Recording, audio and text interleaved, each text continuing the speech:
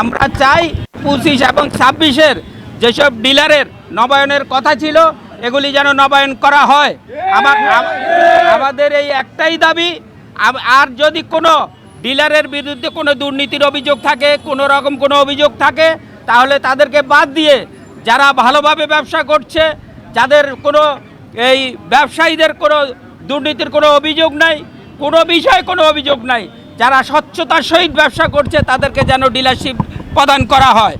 এবং এই 2005 আগস্টের পরে 2024-এর 5 আগস্টের পর এই ফ্যাসিস্ট হাসনাত এখনও পরিচালক হিসাবে কিভাবে এই টিসিবিতে আছেন, এবং এখানে আমি তার অপসারণ দাবি করছি। এবং টিসিবির এই চেয়ারম্যান আওয়ামী লীগের একজন দোসর, সে জামাতের এজেন্ট, এবং তারও অপসারণ দাবি করছি।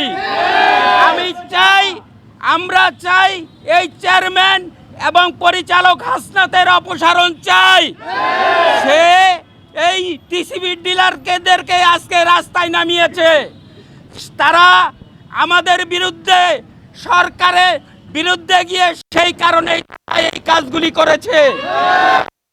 সহযোগিতা করতে চাই, আমরা চাই সুনামের সহিত আমরা যাতে করতে পারি, আমরা সেটাই চাই। হাসনাতের অনেক ডকুমেন্টস আছে আমাদের কাছে, সে ফ্যাসিস্টের দোসর, এখান থেকে টিসিবি থেকে অপসারণ চাই। এবং আমরা যারা পুরানো ডিলার আছি, আমরা চাই সুন্দরভাবে টিসিবির সাথে ব্যবসা বাণিজ্য করতে।